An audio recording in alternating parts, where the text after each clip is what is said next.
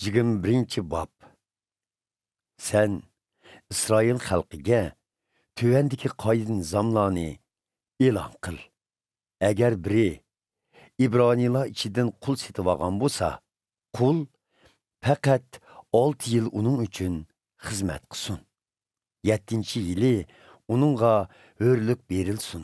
Ham xo'jayiniga hech qanday haq to'lamay ketaversin.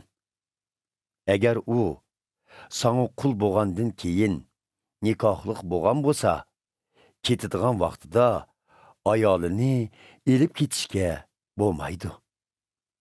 Agar u sana qul bo'lishdan ilgari nikohliq bo'lgan bo'lsa, ayoli bilan birga hurlikka erishtirilsin. Agar xo'jayin uningga xotin elib berib, bu xotin uningga qiz o'g'il farzandlar tug'ib bergan bo'lsa, bu ayol va bolajoqlar xo'jayinga tava bo'ladi. Faqat yolg'iz o'zila hurlikka erishalaydi.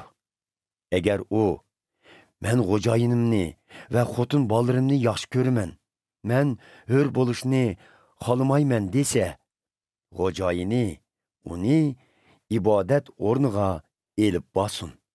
Ham uni ishik yoki ishik teshigiga yo'landirib turg'izib, begiz bilan uning qullig'ini teshib qo'ysin. Bu u qulning xo'jayiniga umrvoyat xizmat qildiganligining belgisi bo'ladi. Agar biri qizini dedek qilib setayotgan bo'lsa, u qiz erlarga o'xshash haqsiz hur bo'lib ketolmaydi. Agar xo'jayin uni amriga ilish uchun setib olgan bo'lsa, lekin keyin uni yaxshi ko'rmasa, undaqda xo'jayin qiz tarafning haq to'lab qizini hur qilishiga fursat berishi kerak. Xo'jayinning uni yatlog'i setish huquqi bo'lmaydi. Chunki xo'jayin uningga vafosizlik qilgandir. Agar xo'jayin uni o'g'liga elib bergan bo'lsa, uni o'z qizidek ko'rsin. Agar xo'jayin dedakni xotinlikqa ep turib, uning ustiga yana boshqa xotin olgan bo'lsa, u cho'qim dedakning yemak ichmigi, kiyim kechigi va uning jinsiy ehtiyojining hojatidan burunqidek chiqsin. Agar xo'jayin bu 3 turlik burchini o'tayolmasa, dedakdan haq olmay uningga hurlik bersin. Kimda kim bir odamni urib o'ltirib qo'ysa, u o'limga hukm qilinsin. Holbuki, agar bu ish maqsadsiz holda va mening yo'l qo'yishim bilan yuz bergan bo'lsa, men buni qilguvchining qechib berishi uchun bir joy o'rinlashtiraman. Biroq, agar biri boshqalarni qasddan o'ltirgan bo'lsa, garchi u panohlik tilash uchun mening qurbonlik supamga qechib beribosimi, yanila o'limga buyurilsin. Otasi yoki onasini urganlar o'limga hukm qilinsin. Boshqalarni tutilib satqan yoki o'zi erib qilib qul qilganlar o'limga hukm qilinsin.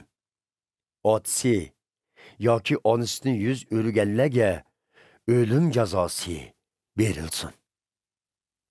Urushib qolgan 2 kishining biri yana birini tosh yoki musht bilan urib zaxmlandirgan.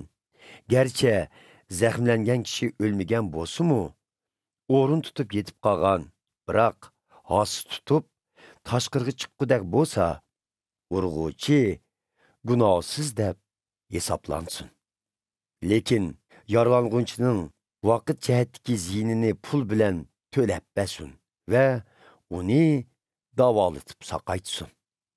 Kimda kim qulini yoki dedikini kaltak bilan urib o'ldirib qo'ygan bo'lsa, u jazoga tortilsin. Biroq qul xo'jayinning tavliqoti bo'lg'achqa, agar qul 1-2 kundan keyin saqayib qolsa, xo'jayin jazolanmasin. Agar 2 kishi urushib kelib, münasibetsiz bir homildor ayolga ziyon yetkizsa, lekin homildor ayolda bolasining baldır tug'ilib kelishidan boshqa zaxmlanish bo'lmasa, ular yaralangan ayolning erining talabi bo'yicha hükümçilerinin tasdiqidan o'tkazilgan jarimonani to'lasin. Agar homildor ayolda boshqa zaxmlanish bo'lsa, jonga jon, ko'zga ko'z, tishga tish, qo'lga qo'l, putga put, kuyukka kuyuk, zaxmga zaxm va ko'kka ko'k ilinsin. Agar bir kishi qulining ko'ziga urib, uning bir ko'zini ko'r qilib qo'ygan bo'lsa, ko'zining badiliga u kishi qulni ozod qilsin. Agar u kishi qulining tishini urib sundirayotgan bo'lsa, tishining badiliga u qulni ozod qilsin. Agar kala odamni usib o'ltirib qo'ygan bo'lsa, o'lguvchi mayli yoki ayol bo'lishidan qat'iy nazar kala cho'qim chalma kesak qilib o'ltirilsin. Uning go'shtini yeyish haromdir. Kala egisi gunohsiz deb hisoblansin. Agar u kala azaldilla odam ustidan kala bo'lib, boshqalar kalning egisiga ogohlantirish bergan, biroq kala egisi buningga parvo qilmay, kalasini yanila bo'sh qo'yayotgan ham bu kala odam usib o'ltirgan bo'lsa, kala o'xshashla chalma kesak qilib o'ltirilsin. Kala egisimu o'limga hukm qilinsin.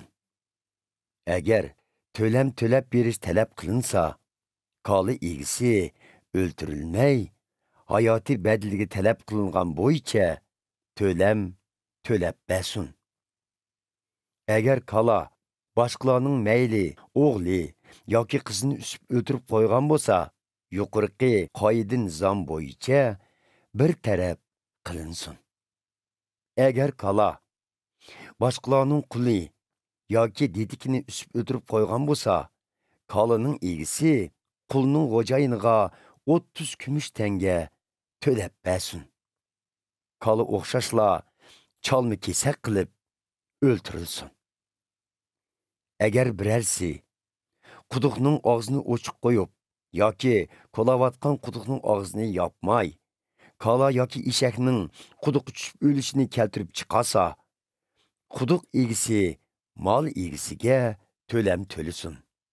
O'lgan mal bo'lsa, quduq egisining bo'lsin. Agar ma'lum bir odamning kalisi boshqa birisining kalisini usib o'tirib qo'ygan bo'lsa, kala egalari uskuvchi kalini setib, pulini tang ulashsin. Ham o'lgan kalaning go'shini shundoq qilsin. Agar xo'jayin o'z kalisining ustidan odati borligini bilib turib, uni bog'lab qo'ymagan, ham bu kala boshqalarning kalisini usib o'tirib qo'ygan bo'lsa, xo'jayin kalaga kala to'lab bersin. Kalaning o'ligini o'zi elib qolsin.